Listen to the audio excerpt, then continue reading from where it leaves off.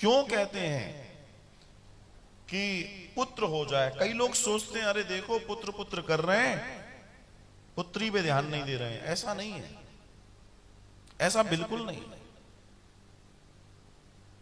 आजकल कुछ लोगों ने गलत प्रोडक्शन भी कर लिया है। अगर कोई कहे कि पुत्र हो जाए तो व्यक्ति कहता है देखो, अरे भाई उसको पुत्र या पुत्र नहीं होगा क्या? होना चाहिए। बहन को भाई चाहिए, भाई को बहन चाहिए, एक परिवार होना चाहिए, इसमें बुराई क्या है? अगर आपको दो पुत्री हो सकती है तो दो पुत्र क्यों नहीं हो सकते? तीन पुत्री होती है, तीन पुत्र क्यों नहीं हो सकते? लेकिन आजकल समाज में उसी बात पर जोर दिया जाता है जिसमें नंबर ज्यादा मिलते हैं।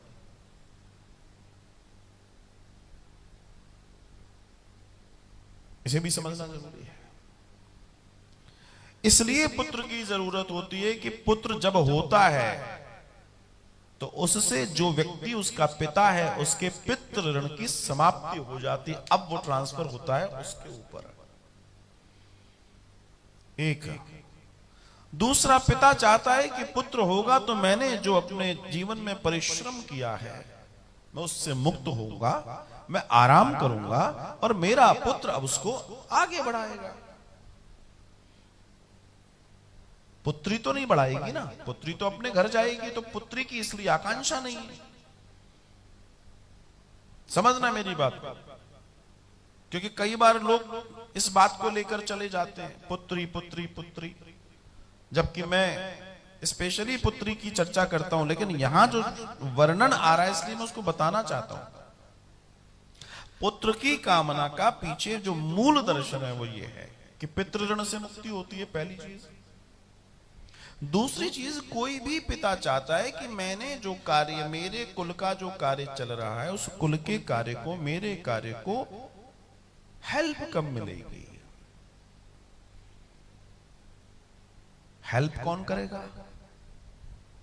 या फिर हेल्प करे नहीं करे छोड़ेगा किसके भरोसे? भैया अब तू संभाल, अब तुम्हारे हमारे वतन साथियों, तुम संभालो, तुम जानो।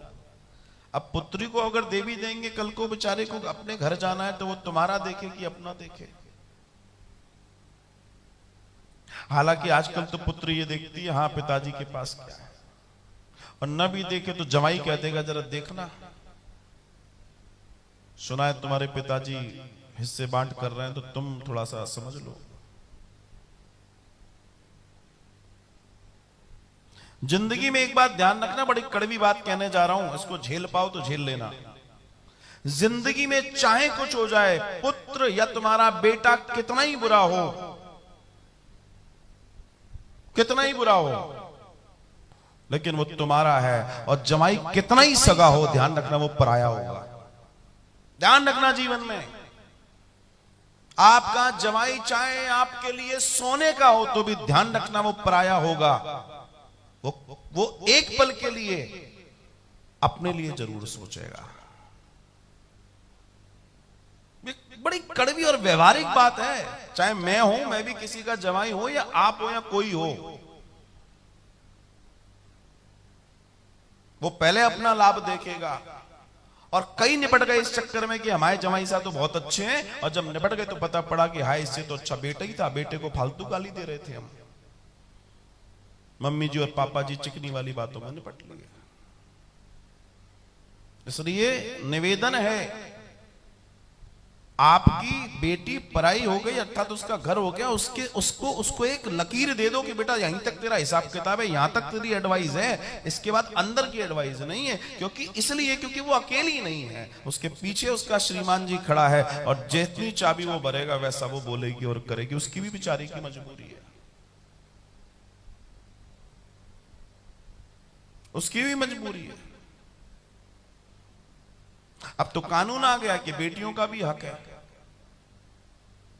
अब कानून में थोड़ा संशोधन करवाएंगे, अपन मिलेंगे चलेंगे। ये बेटियों का हक है, बिल्कुल सही है कि, लेकिन बाप के ऊपर जो कर्जा चढ़ा उसमें भी बेटियों का हक है। निपटा बेटा, आजा।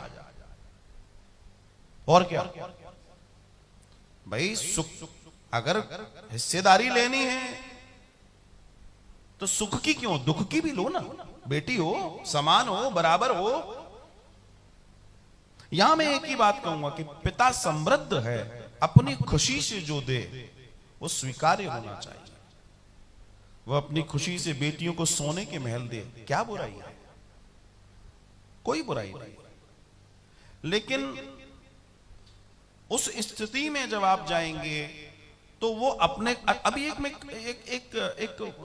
जरह सुन रहा था, बहुत अच्छी जरह थी। आजकल कुछ कोर्ट हैं, कोर्ट की लाइव डिबेट को जो है इसमें सोशल मीडिया में कि किस जज ने क्या वो दिया, तो सामने जज साहब और वो चल रही थी, तो उन्होंने कहा जी मुझे ये चाहिए, तो आप बेटी, हाँ हाँ हमको ये चाहिए, हमको वो चाहिए, फलाने का।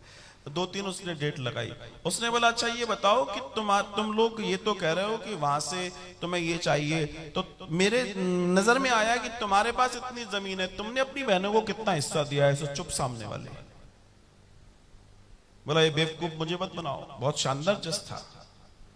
बोला मैं इसको ये हिस्सा तब दिलवाऊंगा जब तुम भी अपनी बहनों को हिस्सा दोगे। बोलो दोगे? सो चुप खड़े हैं। आप मेरी बात को समझिए।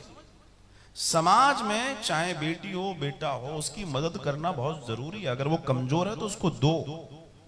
लेकिन जो लालची, जो बगला भगत आ गए हैं, इनसे बचना जरूरी है। एक बात जीवन में ध्यान रखना, जो मंगते होते ना, मंगते, वो मंगते ही रहते हैं जिंदगी में, वो कभी भी अपने हाथ को बांधते नहीं है। जैसे अगर आपसे किसी ने डिमांड की, नहीं जी हमें तो दहेज चाहिए और इतना चाहिए और ये गाड़ी चाहिए और वो गाड़ी की, समझ लेना जिंदगी में उनका मांगना बंद नहीं होगा। तुम फंस रहे हो, ट्रैप हो रहे हो तुम ऐसे चक्करों में। अरे जो आज मांग रहा है भीख, वो कल भी मांगेगा, क्योंकि भिखारी का कोई ईमान नहीं होता। और तुम उसको संबंधी कह रहे हो, समझी कह रहे हो, वो तो भिखारी है जो ये कह रहा है कि मुझको ये भी चाहिए, ये भी चाहिए, ये भी चाहिए, ये भी चाहिए, ये भी चाहिए, ये भी चाहिए। जब तेरे को सब यहीं से चाहिए तो तूने जिंदगी में क्या किया? हम भी लड़की गाय को दे देते, तेरे को ये तो बता। तू नंबर दर्जे के भिखारी, तू ये तो बता। मुझे ये भी चाहिए, वो भी चाहिए, सब हमसे ही चाहिए। तो एक काम कर, किसी बढ़िया मंदिर के बाहर बैठ जा। आजकल अच्छी कमाई है मंदिर के बाहर। तो ऐसे लोगों से सावधान रहें, ये आपकी बेटी के जीवन को नर्क कर देंगे, क्योंकि ये जन्मजात भिखारी हैं और ये बाद में भी भीख मांगते ही रहेंगे, आपके जीवन को नर्क बना देंगे। ध्यान रखिएगा इस बात का। तो इन चीजों को समझना बहुत जरूरी है। इसलिए पुत्र की जरूरत है, क्योंकि उसको पितृ ऋण से मुक्त होना है। दूसरा, आगे वाले समय में जो उसने किया, जो उसके कुल ने किया, जो उसके पिताजी, उसके बाबा, उसके परदादा छोड़ गए, उसे कौन संभालेगा? उसके लिए तो कोई उत्तराधिकारी चाहिए।